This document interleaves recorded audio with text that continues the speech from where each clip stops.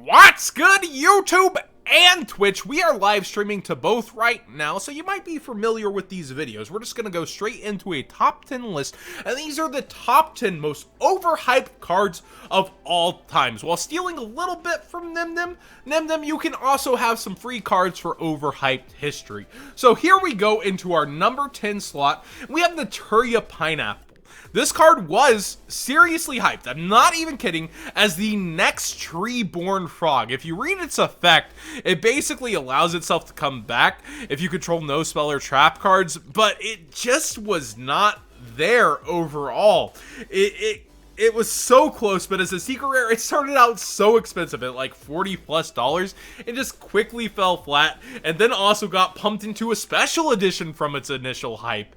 But it never saw its place into the meta, and never saw its way into decks that were really viable, and Treeborn Frog found itself in other decks for multiple reasons, especially Monarchs. Monarchs being able to tribute Treeborn Frog was so huge, but this was just kind of that pale imitation copy that didn't quite make it. But in our number 9 position, you might remember from Master Rule 4, and there's several cards that could have filled this spot, SENET switch. Oh yeah, changing zones now is gonna matter because the link monsters point downwards. So changing zones was thought to be a really impactful thing, and basically in Mech Knights, that's about the only deck it is with Move Man, aka your Mech Knight that's allowed to move Mech Knights other spaces so that you can special summon cards.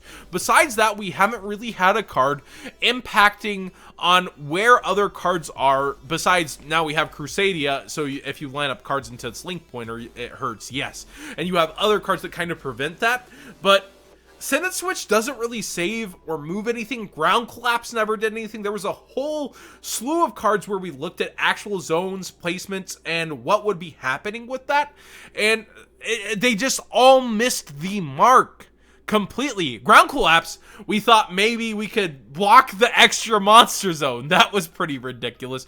Of course, they clarified the text, but with SENET switch as well, it just missed the mark. It didn't matter here nor there, and it became completely useless, despite being a hyped card that somehow saw buyouts along with Ground Collapse. And our number 8 position is an entire archetype hyped up by Scrap Factory. Chat might know this a little better than I do, but I do somewhat remember this around the time that also people tried to hype Battery Man. I had these two bad decks in my head. I was like, Billy, what would you rather play, Scraps or Battery Man? And he went Scraps, of course, where everybody else said Battery Man. But Scrap Factory just missed the mark of this field spell that almost did it. All scrap monsters gain 200 attack and defense. When a face-up scrap monster on the field is destroyed by a card effect, which is what scraps do, and sent to the graveyard, except during the damage step, you can special summon a scrap monster from your deck. You can only use this effect once per turn. So it helped you turbo out in Scraps, a deck that would look around synchro summoning and other such mechanics, and it didn't do it even at a time of Prio, which really is where kind of you have the artifacts, you have other amazing cards that came out, and this really did cause a couple buyouts even back then, before buyout culture was a thing, and it missed the mark completely. But in our number 7 position, the next heavy storm, localization. Hey, Trunade! So why did this card fail?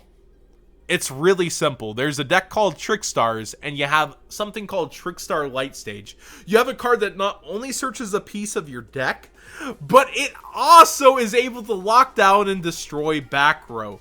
Hey Trunade was trying to come in a place in time where it was able to bounce back rows, and Floodgates can just kind of flip up and stay there. You only get to return set spell and traps on resolution, so cards that flip up and are already face up, it can't force, so it already has that problem. But then on top of it, you have a lockdown card in a main meta deck that can also take down back rows, and that deck can already steal an entire hand away from a duelist as well.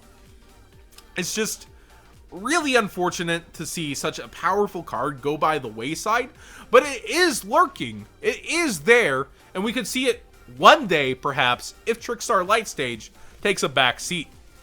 Now in our number 6 position, Omega Lol. It did have its time in the meta.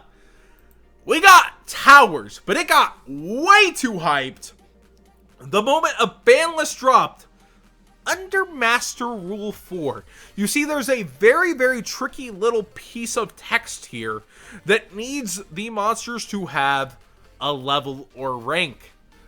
That doesn't include link ratings now, does it? So link monsters can just look at towers, sneeze, and they fall over. This once almighty powerful card that stood awesome like Masterpiece just falls over to any link monster that can take care of it. Pretty sad how far it's fallen from where it came.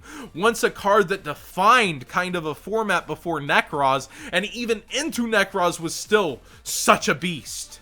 Ooh. But in our next slot, we have a card that started out $40 at sneak peek, fell flat on its face, hyped by the Apprentice Engine, as you might have known it from a few select GOAT format players, Crystal Seer. Crystal Seer reads, flip effect, pick up 2 cards from the top of your deck, which I believe would now be Excavate, maybe. I don't know, maybe look at. Select one of those cards and add it to your hand, and put the other card on the bottom of your deck. So basically, this card was a dig and +1 during a format where you could consider Monarchs perhaps, but realistically the game was just a little too fast for Crystal Seer at that point, and it went from a quick 40 to 10, one of the first flops in Yu-Gi-Oh pricing from sneak peeks. And we really thought this card would hit the mark, right? We really thought that it would be able to put its proof in the pudding. Its effect seemed really good for the time, a mini duality, if you will, in a sense, but duality digs through 3 cards instead of 2 and doesn't require a body on board despite its restrictions. It was just too much for the time it was released in. In our next position, we actually have a really funny card. We've got Ancient Leaf. Now, why would Ancient Leaf see high? Oh, right, a fake ban list! This is the ultimate example of hype and rumors in Yu-Gi-Oh! Ancient Leaf saw an entire ban list based on the theory that a new master rule would be coming that increased players' life points to 10k at the start of the duel, as if they would do nothing to Ancient Leaf at that point in time. Certain Yu-Gi tubers put it out without an error caution. It got spread around, not just from Yu-Gi tubers, several places, and here we are. This card saw $5 to $7 price points for no good damn reason other than hype and rumors. Basically, if you hear a rumor and there's no proof in the pudding, what are you exactly doing? Actually spending your money. A lot of people did on this card. There were actual sales on eBay at $3 to $5. Real sad stuff. In the number 3 slot, we have the next Zoldyak, as you may know it. Magical Muskets. I feel like I was one of the only persons screaming from the rooftops, hey, this is gonna do nothing. And as a Yu-Gi tuber, that's hard to do. Whenever you look at a deck and you try to stun its potential, people treat it like family and defend their family. I basically said, look, Magical Muskets, while they're a really cool stun mechanic and deck, they're not going to do much. Deception did end up topping a UDS with it later on. Besides that, they have absolutely no real credentials in the game, and that's pretty sad for an entire archetype that was the defining factor of a release. I think Konami actually learned from that, because in Shadows of Valhalla, we got a ton of awesome reprints along with the Valkyries and the Ninjas, which were not going to be high-impact cards, so we found a really perfect product there. But for this, the selling factor were like Weatheries, a deck that ended up doing nothing, and the next Zoldyak are Magical Muskets. And I just can't say enough. This is hype fell from $20, $25 to $20 on these cards, all the way down to $8 to be able to play these cards. Like, it is actually insane, the loss of value and how low impact they had on overall meta, being able to only top one quote-unquote premier event, which is really insane. That's actually a deception. Good job. UDS is, in my opinion, one of the hardest events to top. It takes a lot of consistency, and he lost a lot of die rolls with this deck, but it took a special player with a knack for rogue decks and taking advantage of opponents not knowing how that deck worked to be able to do it. Definitely not the impact that Zoo would have. Now, Konami might have overhyped the card themselves in our number 2 position. The best card of 2017! Sea Monster Theseus.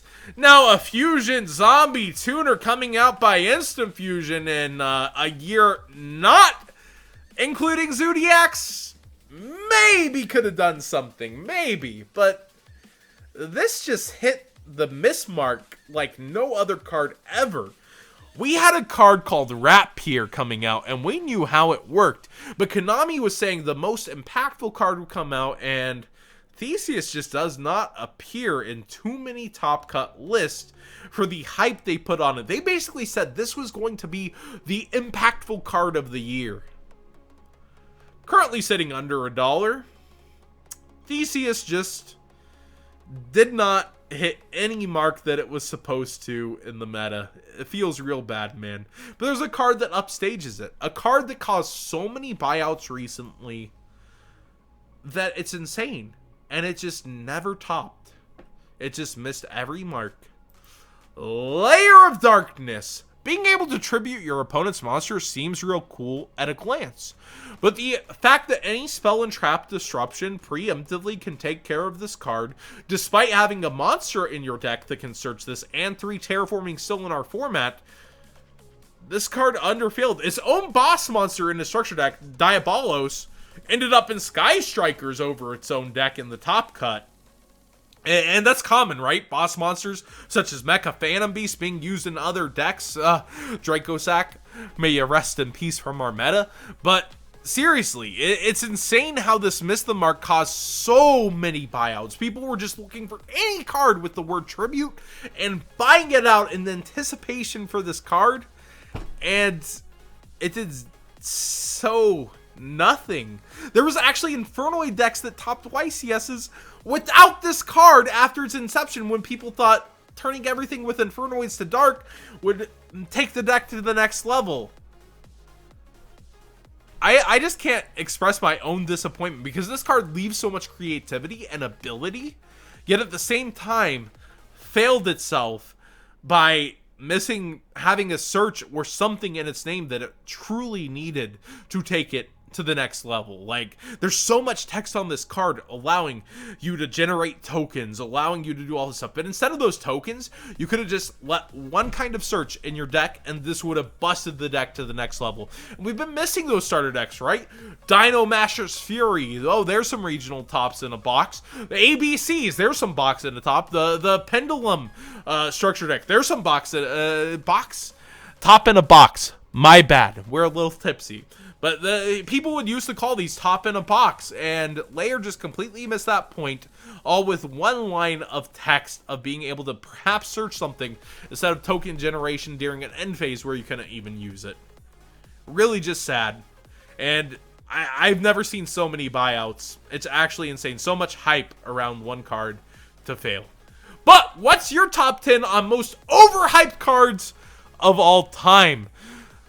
I really think there's a couple more out there that you guys could maybe bring in the comment section down below. I know YouTube and Twitch has been popping off during this whole video, and I appreciate them for being here live. Where were you during this? You better set that notification bell on. We have so many amazing streams coming up. We have the bachelor party stream before my wedding. We have a charity stream coming up, probably September 11th. I'm pretty sure I'm sinking that in stone. We have so many firsts coming to the channel. And I can't do another bachelor party stream. Sorry, I'm marrying for life. Quote me on that. But seriously, thank you all for joining live. Thank you all for watching this video. Subscribe if you haven't already. Give it a thumbs up if you enjoyed the discussion. Thank both of these chats for even having this discussion, because they came up with the video idea along with me. I had a little bit to do with it, I promise. But seriously, I hope you guys are used to this kind of video by now, and let me know what you think. I seriously do want to hear some more overhyped history. I want to hear some more overhyped history from you guys, because I truly do look back at this game and see things like Crystal Seer and NATURIA Pineapple as an old player, and it's pretty funny to me.